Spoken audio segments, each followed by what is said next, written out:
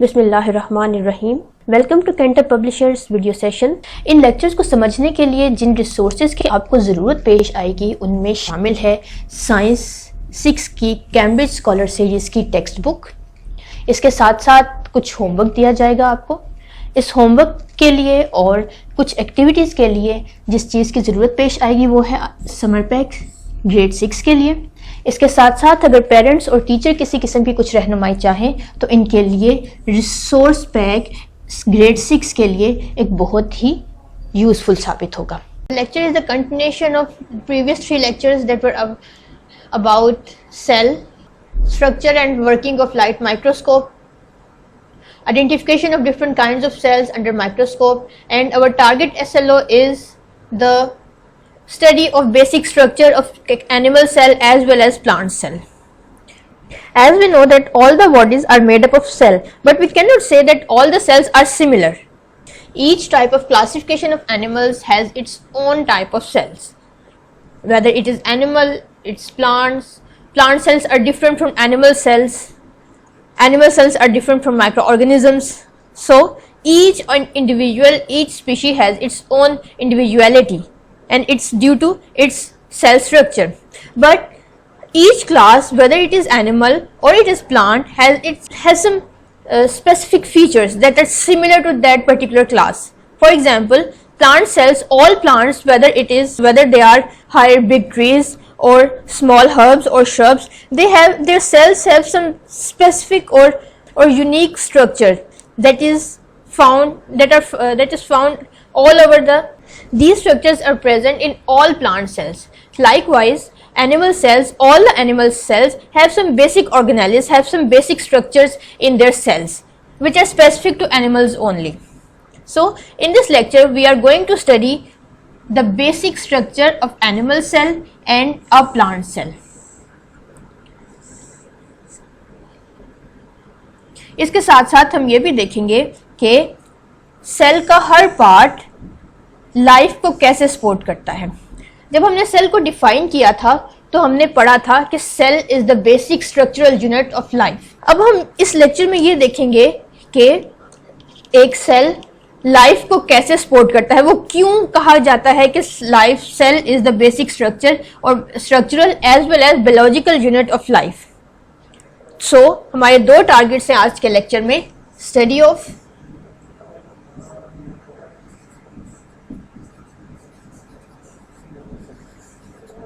of cell structure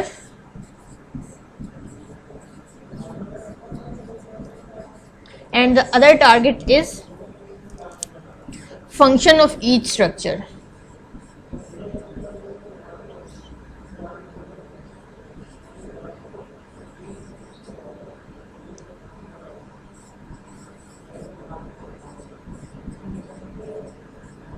अब हम देखेंगे कि हर सेल में कुछ यूनिक फीचर्स पाए जाते हैं, कुछ यूनिक एलिमेंट्स हैं, कुछ फर्दर ऑर्गेनेल्स प्रेजेंट होते हैं और हर ऑर्गेनेली एक स्पेसिफिक रोल प्ले करता है सेल को एक लिविंग थिंग शो करने के लिए। सो आज के इस एसएलओ में, आज के इन 2 एसएलओ टारगेट एसएलओस में our lecture has been bifurcated in 2 parts. The first part belongs to animal cell. In other part we will discuss part B, we will discuss plant cells. So in this lecture we will study the cell structure of animal cells as well as the function of organelles present in the cell. तो इन दोनों topics को समझने के लिए, इन दोनों एसएलओस को grip करने के लिए टेक्स्ट बुक का जो सोर्स या जो टॉपिक हमें हेल्प करेगा वो है 1.4.1 जो कि साइंस की टेक्स्ट बुक जो कि CSS स्कॉलर सीरीज यानी कैम्ब्रिज स्कॉलर सीरीज की है, पेज नंबर 8। इस पेज से हम SLO 4 को अंडरस्टैंड करेंगे और हमारा आज का टॉपिक भी यही है, structure of an animal cell. इसके साथ साथ SLO 6 को स्टडी करने के लिए टेक्स्ट बुक का पेज 10 और topic 1.6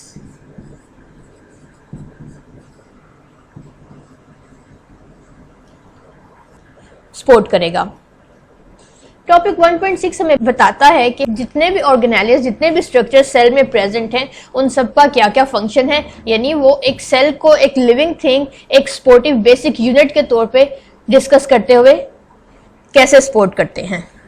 before moving forward, we must familiar with a term that is organelle.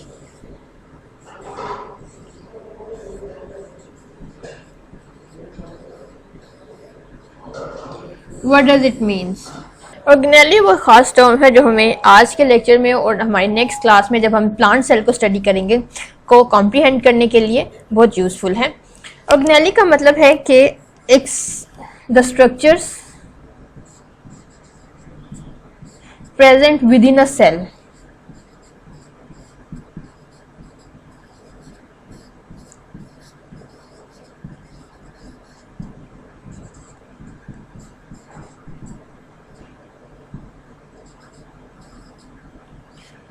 जब हम ये बात करते हैं कि सेल स्ट्रक्चरल और बायोलॉजिकल यूनिट है, तो सेल लाइफ को इटसेल्फ तो सपोर्ट नहीं कर सकता, वो अपने कुछ अदर स्ट्रक्चर्स, कुछ ऑर्गेनेल्स की हेल्प लेता है और वो तमाम ऑर्गेनेल्स मिलकर एक यूनिफाइड, एक फंक्शनल यूनिट हमारे पास लेके आते हैं. ये बिल्कुल इसी तरह से है जैसे कि एक इंडिविजुअल ऑर्गन सिस्टम से मिलकर बनता है. डिफरेंट ऑर्गन सिस्टम्स कोलैबोरेशन से काम करते हैं, एक दूसरे को सपोर्ट करते हैं, तो हमारे पास इंडिविजुअल आता है. Organism is actually the combination of collaborative work of organ systems.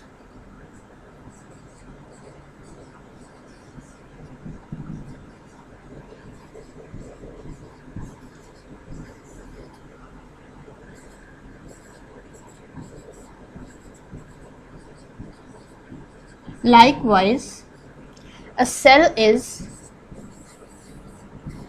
functional unit only when its organelles work in collaboration.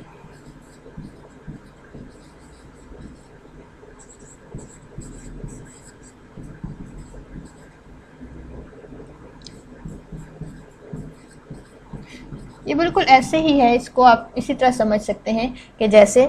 तो चलिए अब स्टार्ट करते हैं हम अपना आज का लेक्चर प्रॉपरली और देखते हैं कि एनिमल सेल्स में कौन कौन से ऑर्गेनेल्स प्रेजेंट हैं.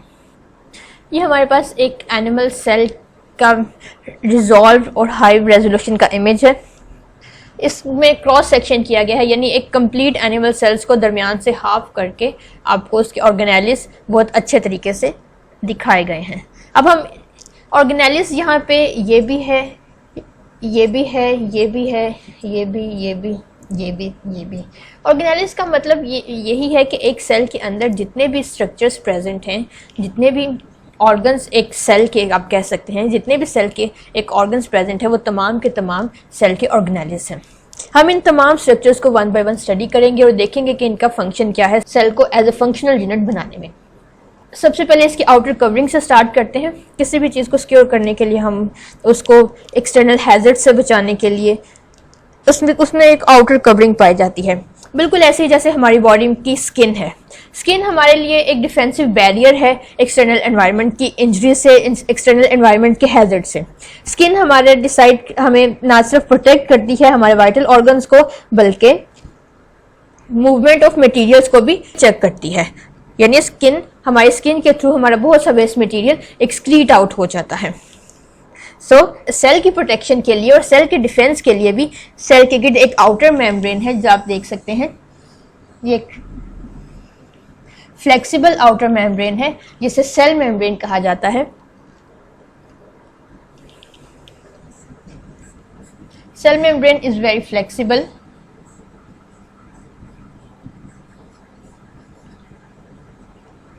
Very outer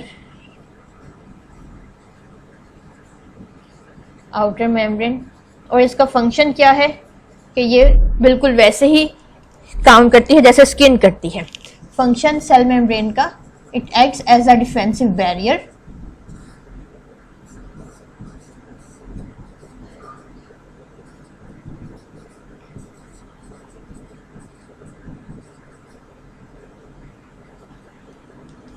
as well as a check for materials.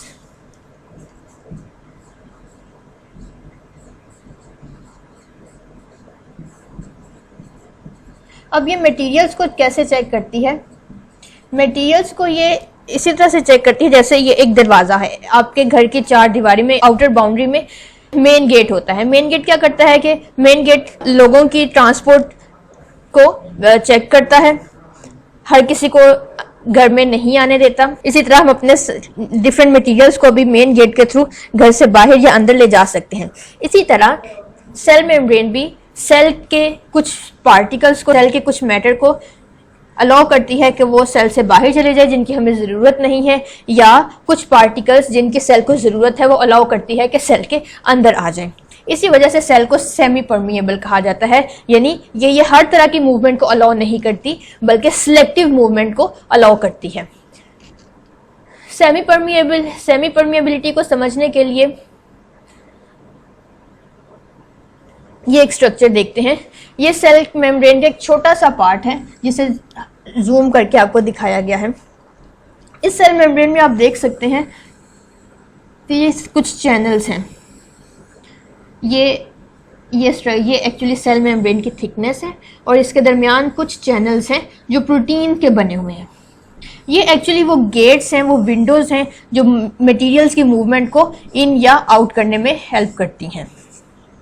कोई भी मटेरियल इन प्रोटीन चैनल्स के थ्रू सेल के अंदर जा सकता है या सेल से बाहर आ सकता है। ये जो ब्लू एनवायरनमेंट आप देख रहे हैं ये सेल का इंटरनल एनवायरनमेंट है, यानी ये वाला हिस्सा, और ये जो वाइट पार्ट है ये सेल का एक्सटर्नल एनवायरनमेंट है, यानी सेल के बाहर जो कुछ भी है वो उसकी सारी एक्सटर्नल एनवायरनमेंट है। तो जो भी मटेरियल जिस भी पार्टिकल ने, जिस भी मटेरियल ने सेल के अंदर जाना हो या बाहर आना हो उसे इन प्रोटीन चैनल से गुजरना पड़ता है।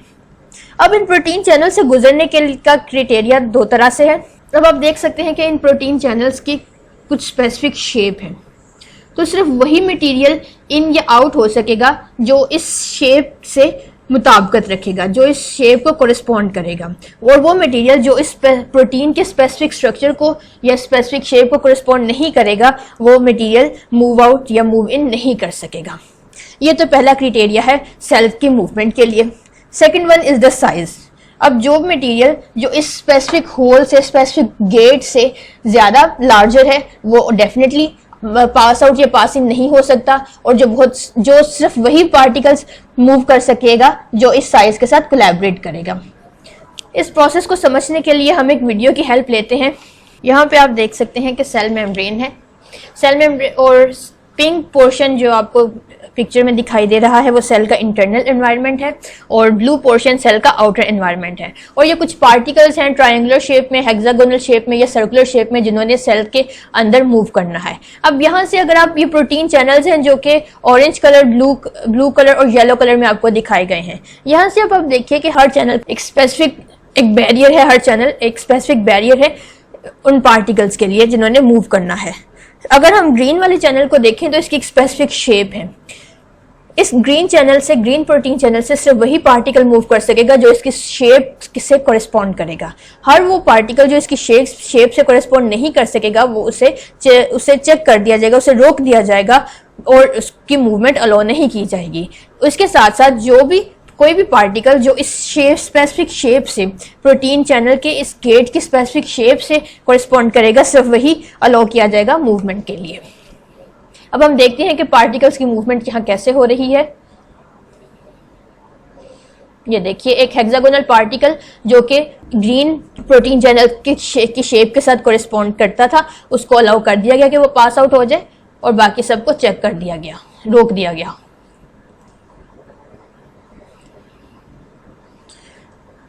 इन प्रोटीन चैनल्स के अलावा पार्टिकल्स किसी भी दूसरी जगह से मूव इन या मूव आउट नहीं कर सकते। सिर्फ प्रोटीन चैनल्स ही अलाउ करते हैं पार्टिकल्स को सेल के अंदर जाने के लिए या बाहर आने के लिए। आप देख सकते हैं कि सिर्फ पार्टिकल्स अपनी शेप और साइज के मुताबिक ही मेम्ब्रेन के अंदर जा सकते हैं या बाहर आ सकते हैं।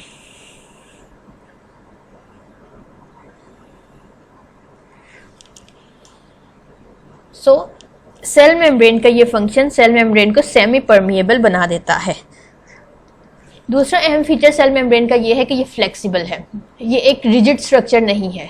ये चूंकि फ्लेक्सिबल है सेल मेम्ब्रेन, सो यही वजह है कि एनिमल सेल्स अपनी शेप और साइज में डिफरेंट होते हैं। आप अगर थोड़ा सा रिकॉल करें अपना प्रीवियस लेक्चर, जिसमें हमने देखा था कि एनिमल सेल्स कभी हमें स्पिंडल शेप मिलते हैं, कभी हमें क्यूबॉइडल शेप मिलते हैं, कभी हमें सर्कुलर शेप में आते हैं। तो इट्स डिफरेंट शेप्स की वजह यही है कि सेल मेम्ब्रेन चूंकि फ्लेक्सिबल है तो cell different types of shape adopt कर सकता है। अब हमारा एक बहुत ही बैरियर के बाद ज़रूरी है कि सेल के तमाम फंक्शंस को कंट्रोल करने के लिए कंट्रोल सेंटर हो।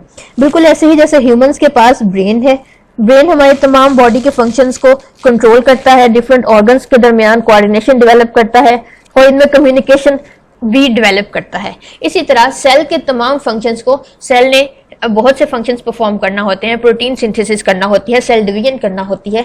तो सेल के तमाम फंक्शंस को परफॉर्म करने के लिए भी एक कंट्रोल सेंटर की इंतहाई ज़रूरत है और ये कंट्रोल सेंटर सेल में न्यूक्लियस के नाम से जाना जाता है।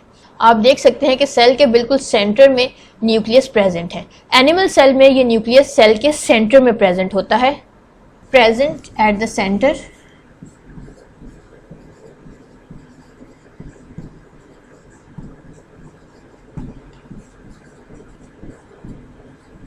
Centre of animal cell.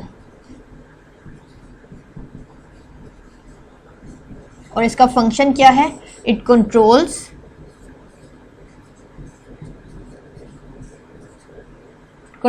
all the functions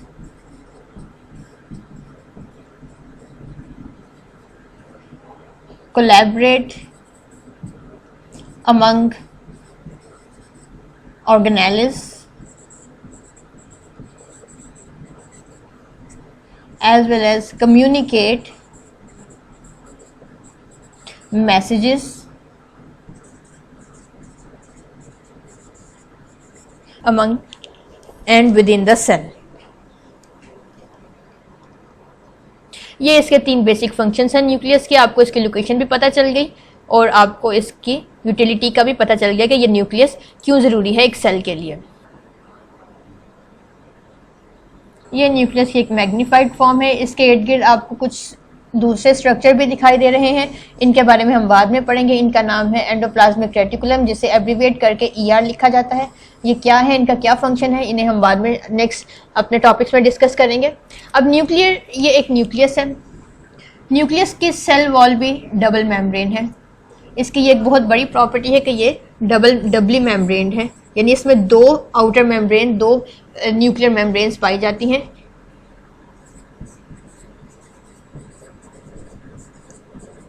और सेल मेम्ब्रेन की तरह जैसे सेल मेम्ब्रेन सेमी परमिएबल थी, इसमें कुछ चैनल्स थे जो मटेरियल्स की ट्रांसपोर्ट को रेगुलेट करते थे, इसी तरह न्यूक्लियस में भी आप कुछ पोर्स दिखाई दे रहे हैं जिन्हें न्यूक्लियर पोर कहा जाता है। ये न्यूक्लियर पोर्स भी मटेरियल्स या मैसेजेस की कंडक्शन या मटेरियल्स या मैसेजेस की मूवमेंट को रेगुलेट करते हैं।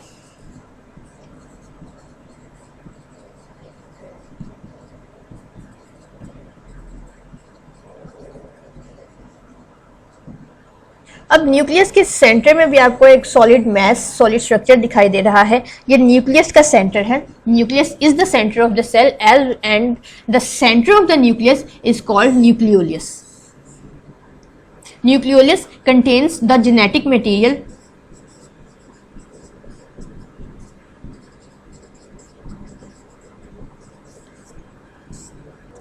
अगर हम अपना सेकेंड लेक्चर रिकॉल करें जिसमें हमने सेल की डेफिनेशन की थी, तो हमने कहा था cell is capable of reproduction. A cell can reproduce मतलब इट कैन डिवाइड इनटू 2 और it can increase its number, यानी cell is capable of division और रिप्रोडक्शन। अब डिवीजन और रिप्रोडक्शन के लिए सेल को जिन स्ट्रक्चर्स की ज़रूरत होती है उन्हें कहा जाता है सेंट्रियोल्स, जो कि मिलकर बने होते हैं माइक्रोट्यूब्यूल से। ये वो स्ट्रक्चर्स हैं सेंट्रियोल्स जिन्हें कहा जाता है और ये हेल्प करते हैं सेल डिवीजन में। सेंट्रियोल्स बने होते हैं माइक्रोट्यूब्यूल से। सेल में ये पूरे हर जगह डिस्पर्स होते हैं, present in dispersed form in the cell, किसी एक जगह पे कॉन्सेंट्रेट नहीं किया होता, जैसे इनकी एक मखसूस कोई जगह नहीं है, जैसे कि न्यूक्लियस की जगह थी इस एनिमल सेल में, उसके सेंटर में सेंट्रियोल्स की कोई स्पेसिफिक प्लेस नहीं है, बल्कि ये डिस्पर्स्ड होते हैं within the cell. Centriole का स्ट्रक्चर आप देख सकते हैं कि ये हॉलो ट्यूब्स हैं जो माइक्रोट्यूब्यूल से मिलकर बनी है। 3-3 के सेट में ये ग्रुप्स में ये प्रेजेंट होती हैं। अगर इनका क्रॉस सेक्शन देखा जाए, यानी इनको दरमियान से कट कर दिया जाए और इनका सरफेस व्यू ऑब्जर्व किया जाए, तो ये हमें कुछ इस तरह से स्टार शेप स्ट्रक्चर दिखाई देता है। ये स्टार शेप स्ट्रक्चर, ये जिसे सेंट्रियोल कहा जाता है, ये हमें सेल डिवीजन में हेल्प आउट करते हैं और ये स्पेसिफिकली प्रेजेंट होते हैं इन एनिमल सेल्स। ये प्लांट सेल्स में प्रेजेंट नहीं होते हैं, only present in animal cell.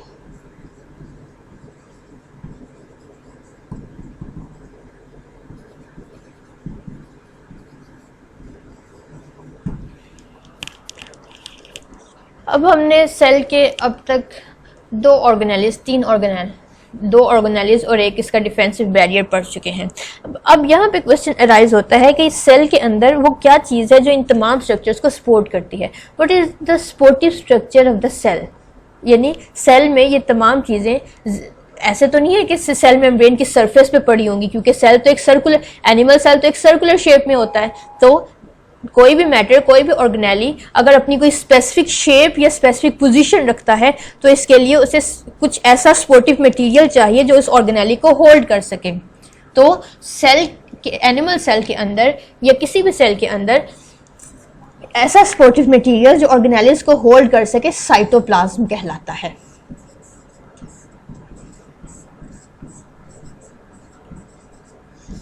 अब साइटोप्लाज्म क्या है? It is a jelly like material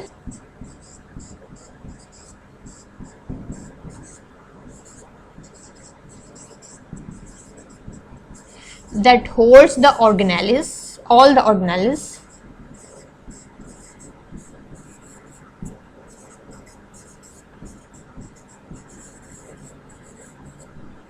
यानी पूरे सेल में आपको ये semi transparent jelly like material मिलेगा और इसका फंक्शन क्या है कि ये ऑर्गेनेलिस को होल्ड डाउन करता है। अब सेल का कंट्रोल सेंटर भी आपने पढ़ लिया, सेल के साइटोप्लाज्म के बारे में भी आप जान चुके हैं, आउटर मेम्ब्रेन। अब सवाल पैदा होता है कि इन तमाम चीज़ों को, इन तमाम ऑर्गेनेलिस को काम करने के लिए एनर्जी कैसे मिलती है। तो सेल का नेक्स्ट ऑर्गेनेली जो एनर्जी प्रोडक्शन का काम करता है वो है माइटोकॉन्ड्रिया, जिसका सिंगल माइटोकॉन्ड्रियन है। Mitochondrion is the singular term और इसका प्लूरल है माइटोकॉन्ड्रिया।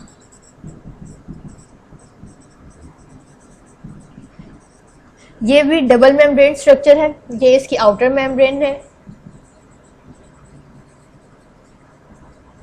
और ये जो फोल्डिंग्स आपको दिखाई दे रही हैं, these make up the inner membrane।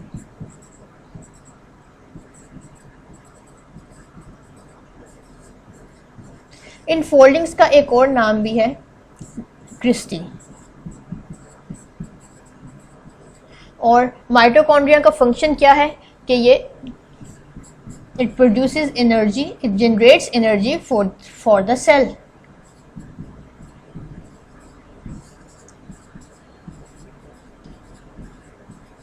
बिल्कुल ऐसे ही जैसे हम ह्यूमन बॉडी को एनर्जी फूड से मिलती है, एक सेल को अपने फंक्शंस करने के लिए एनर्जी माइटोकॉन्ड्रिया प्रोवाइड करता है। ये जो लिक्विड मटेरियल आप माइटोकॉन्ड्रिया के अंदर देख रहे हैं, ये इसका मैट्रिक्स है जहां एनर्जी प्रोडक्शन का काम किया जाता है। इसकी एनर्जी प्रोडक्शन की वजह से ही इसे सेल का पावर हाउस भी कहा जाता है।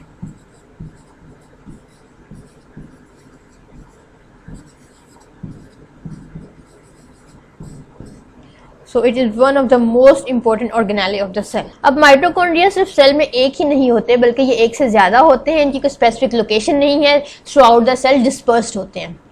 Next one is endoplasmic reticulum. Endoplasmic reticulum is a network like structure, it makes a network like structure। These are the sacs that are arranged in network form, these are present around the nucleus। इस picture में भी आप देख सकते हैं कि endoplasmic reticulum nucleus के इर्द गिर्द सेल के सेंटर में प्रेजेंट होते हैं। अब हम इनकी नेक्स्ट फॉर्म देखते हैं। ये एंडोप्लाज्मिक रेटिकुलम की एक जूम की हुई फॉर्म है। दो टाइप्स हैं एंडोप्लाज्मिक रेटिकुलम की,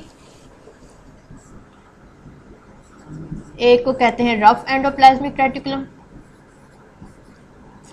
एंडोप्लाज्मिक रेटिकुलम को हम ER से भी डिनोट करते हैं, and other one is smooth endoplasmic reticulum.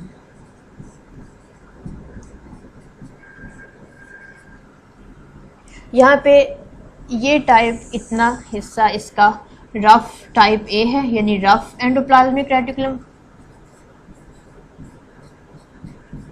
और इसका ये हिस्सा, ये सारा स्ट्रक्चर इसका स्मूथ एंडोप्लाज्मिक रेटिकुलम है।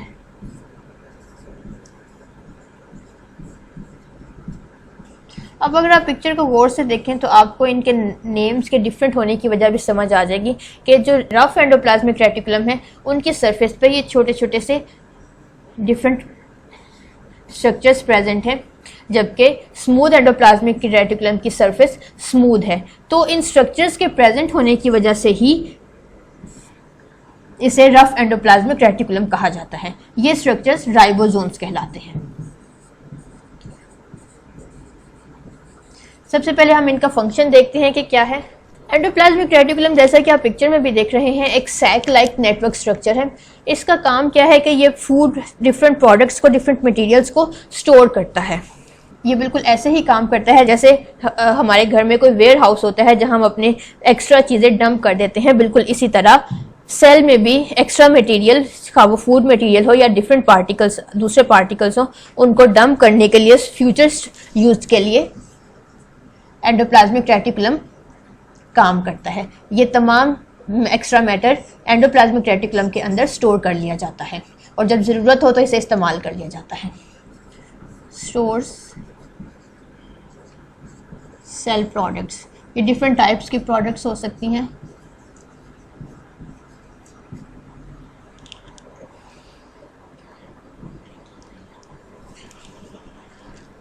अब हम देखते हैं कि ये जो रफ एंडोप्लाज्मिक रेटिकुलम के ऊपर स्ट्रक्चर्स प्रेजेंट, जिन्हें राइबोसोम्स कहा गया है, वो किस तरह से दिखाई देते हैं। ये है राइबोसोम्स।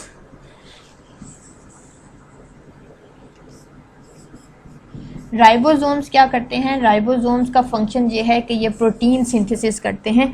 प्रोटीन की फॉर्मेशन, या सेल को जिस तरह के भी प्रोटीन्स चाहिए, ये उनको सिंथेसाइज करते हैं।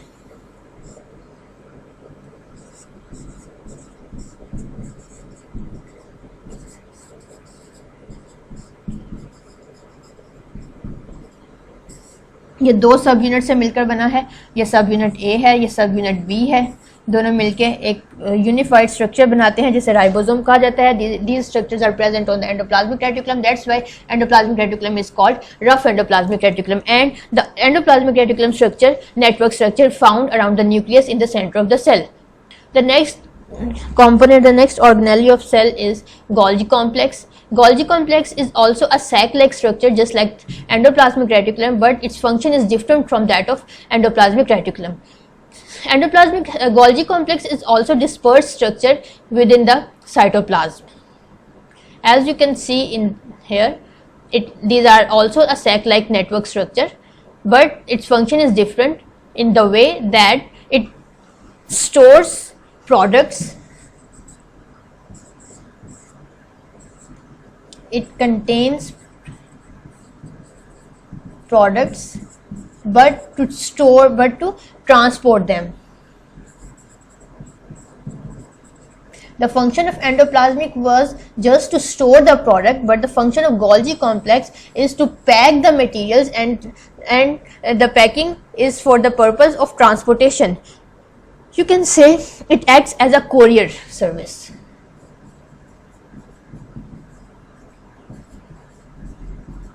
Materials are packed in the sacs of Golgi complex and are transported out of the cells.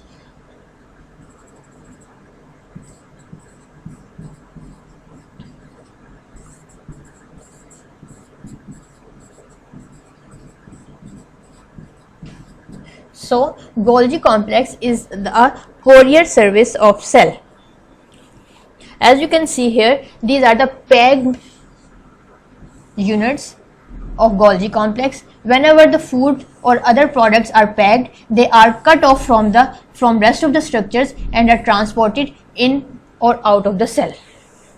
Here ends up the structure of cell, animal cell. आपने देखा कि एनिमल सेल में किस तरह के ऑर्गेनेल्स प्रेजेंट हैं और वो क्या क्या काम परफॉर्म करते हैं. Now you can understand very well that why a cell is called the functional unit of life. A cell is capable to perform all the functions that a living organism needs to perform. Next comes the homework. Just open your test exercise from page 11 of CSS textbook. The first question is, fill the circle of the correct option against each statement. You are provided with 4 options against each statement and you have to find out the correct one. Read the statement very carefully and then decide which one is the correct answer. We have solved up to question C. Now it's turn of question 4. Read the statement which is, ribosomes are attached with. Now you are familiar with ribosomes and the structures to which they are attached. Find out the structure and fill its circle, whether it is cell membrane, cytoplasm, rough endoplasmic reticulum or smooth endoplasmic reticulum. The question number 5 is, choose the correct function of plastids. You are not familiar with plastids at this stage, so ignore this question for the time being. Next, move to part B of test exercise, that is to answer this question briefly. आपको कुछ questions दिए गए हैं, आपने उनको read out करना है और ब्रीफली इनको आंसर करना है. Question 1 we have solved. Now move to question 2, which is, animal cells are mostly irregular in shape. Can you give the reason? You know very well why animal cells are irregular in shape. You can give the reason very well. Number 3 question is, vacuole have a different role in animals and plant cell.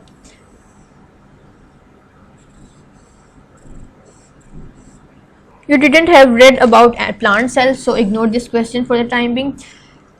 MCQ that you have to solve is MCQ number 4 and the question is question number 2. It is your homework from test exercise 1. Next, move to text review exercise of CSS textbook at page 18.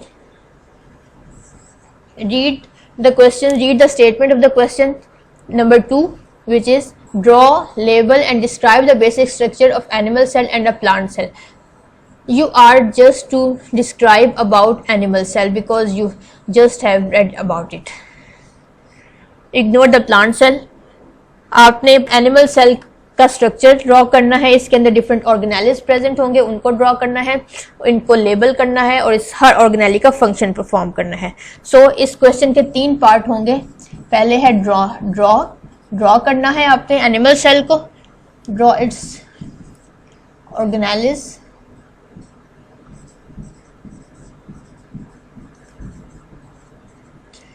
फिर आपने इन तमाम organelles को label करना है और फिर आपने function बयान करना, फंक्शन बताना है हर ऑर्गेनेली का. सो हमारी टेक्स्ट बुक से इतना ही होमवर्क था. Next move, open your summer pack which is available on canto website. Summer pack का पेज 16 अगर आप खोलें तो ये आपको एक एक्टिविटी मिलेगी जिसे आप एक्टिविटी 1.4 कहेंगे. इस एक्टिविटी को आपने सॉल्व करना है. ये एक्टिविटी हमें क्या डिमांड कर रही है? Number the organelles in the cell diagram using number की. 2 हिस्से हैं इसके. नंबर 1 है कि आपको ये सेल डायग्राम दी गई है और एक नंबर की दी गई है. आपने इस जो पॉइंट आउट स्ट्रक्चर्स हैं उनको आइडेंटिफाई करना है और उनको उनके नाम के मुताबिक नंबर देना है. फॉर एग्जांपल एक फर्स्ट वन सॉल्व कर लेते हैं. ये जो फर्स्ट स्ट्रक्चर आप देख रहे हैं ये सेल के सेंटर में प्रेजेंट है, सर्कुलर इन शेप है. So it is the nucleus. इसकी शेप न्यूक्लियस बता रही है कि ये एक न्यूक्लियस है. तो हम न्यूक्लियस यहाँ पे हमारे पास नंबर 4 पे है, सो इसके सामने हम नंबर 4 लिख देंगे. इस तरह से करते करते हमारा पार्ट 1 सॉल्व हो जाएगा. The next part is then number their descriptions accordingly. अब ये सॉल्व करने के बाद आपने ये कुछ डिस्क्रिप्शंस, कुछ फंक्शंस, कुछ कैरेक्टरिस्टिक्स बताए गए हैं इन्हीं सेल ऑर्गेनेलिस के। आपने देखना है कि जिसको नंबर 4 कहा है उसकी यहाँ पे डिस्क्रिप्शंस कौन सी है। अगर आपने इसे न्यूक्लियस कहा है तो न्यूक्लियस को कौन सी स्टेटमेंट जस्टिफाई कर रही है। तो अगर आप इसको कीनली ऑब्जर्व करें तो आप जान लेंगे कि organelle that controls all the activities of the cell is called the nucleus. So you will write number 4 in front of the statement. That's how you will solve the complete activity. Next up आइए summer pack के MCQs की तरफ। MCQ number 8, 9, 10, 11, 12 हमारे आज के topic से relevant है। ये चैप्टर 1 के MCQ आपने समर पैक में देखने हैं। MCQ नंबर 8 है, irregularity in shape and size of animal cells is due to। You are well versed with the reason of irregularity of animal shape and animal size of the animal cell. Find out the correct reason and mark it well. जब आप इसका answer लिख लें, आप correct answer को identify कर लें, तो फिर आपने ये भी बताना है कि आपने आपका आंसर करेक्ट क्यों है। यानी आपने किसी भी आंसर को अपने आंसर को जस्टिफाई करना है, उसकी रीज़न बतानी है कि इस आंसर के बिहाइंड ये लॉजिक प्रेजेंट है। So you will write about why did you choose this option as well. Number 9 question is which of the following organelles is considered as semi permeable. इनमें से कौन सा ऑर्गेनेली ऐसा है जिसे सेमी परमिएबल कहा जाता है। सेमी परमिएबल ऑर्गेनेली के बारे में भी आप जान चुके हैं, वीडियो में भी देख चुके हैं, whether it is cytoplasm, cisternae, cell membrane और cell wall. Find the correct answer and give its reason. Number 10 question is in which of the following organelles cristae are present. Cristae is the folding structure. If you remember, recall, cristae is folding structure which was the inner membrane of some organelle. Identify that one. Golgi complex, mitochondria, microtubules, nucleus. Recalls the structure of each organelle one by one and then you will find out the answer. Number 11 question is rough endoplasmic reticulum is named so because of the presence of ribosomes, cisternae, cristae or pores. Rough endoplasmic reticulum. Recall your organelles. Endoplasmic were of two types, rough and smooth. You know very well why rough endoplasmic reticulum is called so. Identify the organelle present on it and give its reason. Number 12 question is which of the following organelles resemble in function to the skin of animals, which is a defensive barrier. In short, you are required to identify the defensive barrier of animal skin, whether it is cytoplasm or cristae that acts as a defensive barrier, or cisternae that acts as a skin of animal, or plasma membrane that surrounds the whole cell structures. Choose the correct answer and give its reason. Then move to the summer pack question section. Number 11 question is what are plasmodesmata. You are not familiar with plasmodesmata, so ignore this question. Ignore the question number 12 as well because you are not familiar with plant cells yet. Number 13 question is relevant to your topic. Solve it. First read it carefully and then solve it. Identify the organelle. Look at the picture, observe it carefully and identify and tell what is the picture. In which cell it is present. You are required to tell whether it is present in animal cell or in plant cell and what role does it play for the cell, and you are to describe the function of this particular organelle. Solve it. It's all about your homework and lesson about animal cell.